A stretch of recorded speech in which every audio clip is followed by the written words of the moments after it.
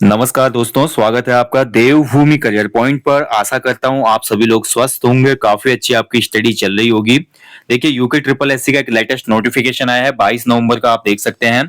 और इसमें UK triple SC ने कंफर्म कर दिया है कि आपका जो स्टेनोग्राफर और पर्सनल असिस्टेंट का एग्जाम होगा वो 8 दिसंबर को ही होगा। देखिए मैं पहले की काफी वीडियोस में आपको बता चुका हूँ, यूके ट्रिपल एससी जो भी प्रस्तावित तिथि देता है उस प्रस्तावित तिथि में लगभग लगभग 99% एग्जाम हो ही जाते हैं। कभी कभी 1% हो सकता है कि आपका पोस्टपोन हो जाए। जैसे मान लीजिए कोई आपका कोई बड़ा इवेंट हो गया राज्य में, या कोई चुनाव वगैरह हो गया, उपचुनाव हो गया, इसकी वजह से डेट आगे पीछे हो सकती है, या कोई सेम डेट आ गई लोक सेवा आयोग की और यूके ट्रिपल एससी की। बट यहाँ पर देखिए मैक्सिमम टाइम यही होता है कि जो प्रस्तावित तिथि होती है उसी में आपका निर्धारित तिथि बना दी जाती है। अब देखिए जिनका भी ये आशुलिपिक, स्टेनोग्राफर और पर्सनल असिस्टेंट का एग्जाम है, टोटल 257 पदों के लिए भर्ती है। इसमें आपका पहले रिटर्न एग्जाम होना है 8 दिसंबर को, ये आपका फिक्स हो चुका है। 8 दिसंबर को ही आपका एग्जाम होगा, एक ही पाली में होगा। ये अच्छी बात है कि आपका केवल और केवल यहाँ पे एकल पारी में किया है, ठीक है। एकल पारी में करने से ठीक रहता है। तो एक पाली में आपका एग्जाम होगा, 11 बजे से 1 बजे के बीच में होगा। और इसमें जो आपका पेपर बनेगा वो UK triple SC general syllabus वाला पेपर आएगा, जिसमें 20 नंबर की हिंदी है, 30 नंबर का जीएस होगा, 40 नंबर की उत्तराखंड जीके होगी और 10 नंबर का रीजनिंग होगा, ठीक है। तो इस पे आधारित पूरा यहाँ पे पेपर बनेगा 100 मार्क्स का। तो 100 क्वेश्चन होंगे, जो कि आपका सिलेबस सेम है आपका जूनियर असिस्टेंट मेट वाले एग्जाम में भी, फॉरेस्ट गार्ड में भी और उत्तराखंड पुलिस कांस्टेबल में भी। तो देखिए अब लास्ट टाइम पे करना है क्या, आपके पास मात्र 2 हफ्ते का समय बच गया जिन्होंने भी फॉर्म भरा है आशुलिपिक वाला। तो 2 हफ्तों में ज्यादा से ज्यादा भाई पीवाईक्यू, प्रीवियस ईयर्स क्वेश्चन जो है यूके ट्रिपल एससी के, उनको देखिए, उन प्रश्नों का रिवीजन कीजिए। इसके अलावा कुछ मॉक टेस्ट जरूर लगाइए इंपॉर्टेंट टॉपिक्स के। और सबसे जरूरी चीज, फुल लेंथ प्रैक्टिस सेट बहुत जरूरी है किसी भी एग्जाम के लिए। तो फुल लेंथ प्रैक्टिस सेट भी आप लोग जरूर लगाएंगे इस एग्जाम के लिए, ठीक है। आप किसी का भी फुल लेंथ प्रैक्टिस सेट लगा सकते हो। अगर आपको हमारा फुल लेंथ प्रैक्टिस चाहिए तो एप्लीकेशन स्टोर पे जाइए, 100 plus UK triple SC 100 plus full length practice set जो चल रहे हैं हमारे, जिसमें आई थिंक 52 या 53 टेस्ट हो चुके हैं, उसको आप लीजिए, ठीक है। एग्जाम तक आपके लगभग 60 प्लस टेस्ट क्रॉस हो जाएंगे। बाकी ये टेस्ट सीरीज जो आपके अन्य एग्जामों में भी काम आएगी, लाइक उत्तराखंड जूनियर असिस्टेंट, उसके अलावा फॉरेस्ट गार्ड, पुलिस कांस्टेबल, तो सभी एग्जामों के लिए डिजाइन की गई ये फुल लेंथ प्रैक्टिस सेट है। बाकी भाई अच्छे से ये एग्जाम दीजिएगा। इसके अलावा जो लोग जनवरी वाले एग्जाम का वेट कर रहे हैं, यानी कि जनवरी में एग्जाम है कनिष्ठ सहायक का, जनवरी में डेट दी थी ना आयोग ने, टेंटेटिव डेट्स, जनवरी में जो एग्जाम होगा कनिष्ठ का, वो भाई कंफर्म मान के चलो आप, जनवरी में ही वो एग्जाम हो जाएगा। कनिष्ठ सहायक और मेट की वैकेंसी थी जिसमें, आगे नहीं जाएगा एग्जाम, ठीक है। तो इसी डेट को फाइनल मान के चलेंगे, आप इसी के हिसाब से मेहनत कीजिए।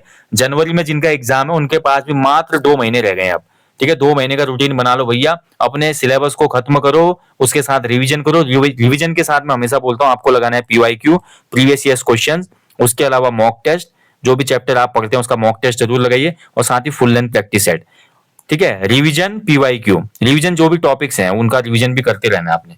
PYQ, mock test, full length, अगर ये चीजें आप लगातार कर रहे हैं तो वन डे एग्जाम आसानी से निकल जाता है, कोई भी दिक्कत नहीं होती है, ठीक है। बाकी ये था भाई अपडेट यूके ट्रिपल एससी का। और बहुत से लोग, देखिए आज एक वीडियो मैंने अपलोड की थी उत्तराखंड पुलिस कांस्टेबल वाली एज लिमिट को लेके, उसमें बहुत से लोग मुझे बोलते हैं कि आप लोग देखिए हमारा मनोबल तोड़ रहे हैं। मेरा जो वहां पे वीडियो देने का कंसर्न था, मेरा सिर्फ कंसर्न गवर्नमेंट से था, गवर्नमेंट ऑफ उत्तराखंड से, ठीक है। गवर्नमेंट ऑफ उत्तराखंड से इसलिए था भाई, देखिए जिस दिन आपने प्रदर्शन किया था और उस रैली का जो पोस्टर था, इंफॉर्मेशन थी, टेलीग्राम पे आप देख सकते हैं, यूट्यूब पे देख सकते हैं, व्हाट्सएप चैनल पे हमारे देख सकते हैं, मैंने वो शेयर किया था जिसमें आपकी रैली थी। रैली के समय यह आश्वासन दिया जाता है बच्चों को कि अपर एज लिमिट में बढ़ोतरी होगी, लेकिन उसी बीच आयोग क्या करता है, लिंक ओपन कर देता है फॉर्म भरने के कांस्टेबल के, ठीक है। आप देखिए लिंक ओपन हो चुका है, टाइम पता नहीं चलेगा कि कब ये लिंक भी क्लोज हो गया, फिर बीच की भर्ती में भरे हुए आवेदनों को रोक के ये चीजों को खराब करेंगे, ऐसा लगता नहीं इनके रवैये को देख के।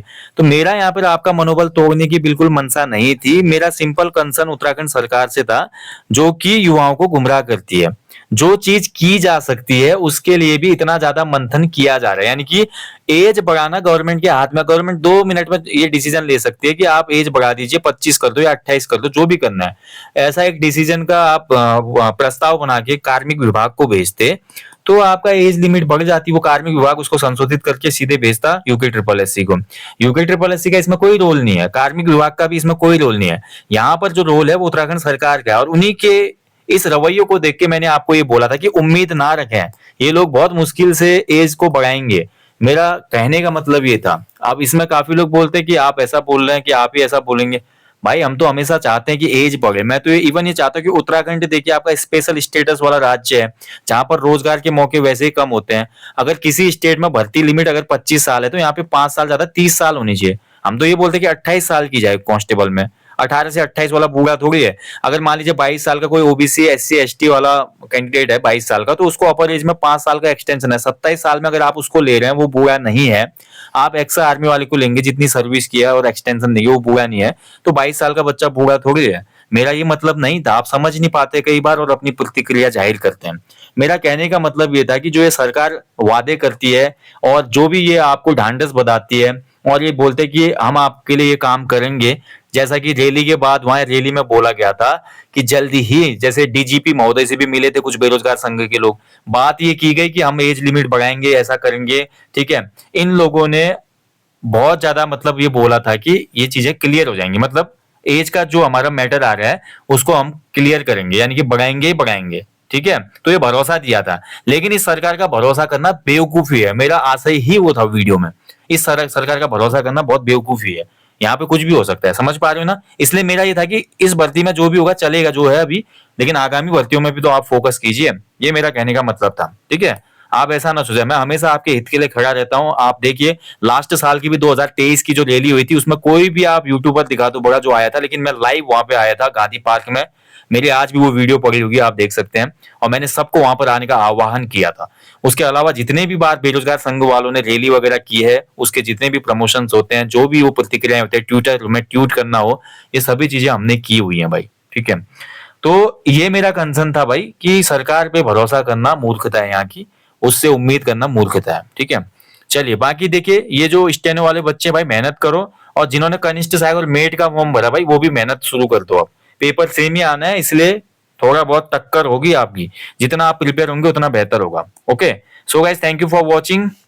अपना ध्यान रखें, अच्छे से स्टडी करें। जाने से पहले हमेशा की तरह बोलूंगा, अपने जीवन में कम से कम एक पेड़ लगाएं और लोगों को भी इसके लिए अवेयर करें। जय हिंद, जय देवभूमि।